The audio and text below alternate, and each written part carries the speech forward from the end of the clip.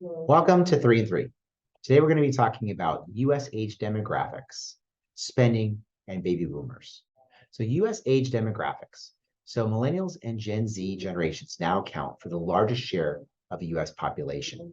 And as more baby boomers retire, you'll see more millennials entering their prime earning years and Gen Z entering the workforce. Our working population is important to monitor is because the U.S. consumer is the largest percentage of the actual GDP. As we look at 2022 US population by generation, we can see that actually the millennials from 1981 to 1996 account for 21.67% of the population. And Gen Z at 20.88% are the years 1997 to 2012. The baby boom generation is 20.58%.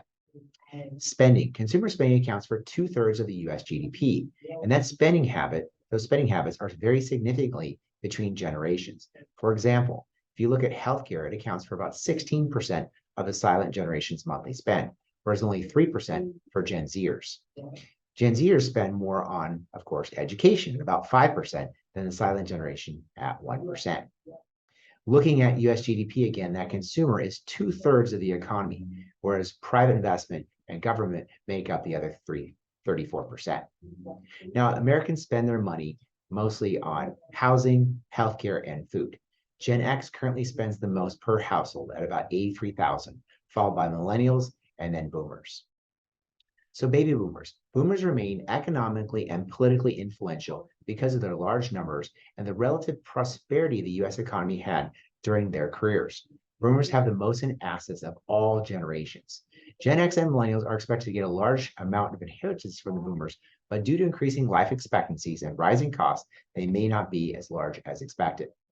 Baby boomers account for about 78.3 trillion in assets. Gen X is about 47.8, the silent generation still at about 18 trillion, and millennials at 14 trillion. Baby boomers, again, have the most in assets. They have the larger investment accounts and the larger real estate holdings. As you look at their assets by actual household, it's about 1.76 million per household on average for boomers. The silent generation is about 1.35, and Gen X is at 1.3. The millennials are only at about 352,000. Now, as you look at Gen X, it holds the most actually then in liabilities, with about 196,000 per household, and less, of course, for the silent generation and for boomers. Thank you for joining us for 3 and 3.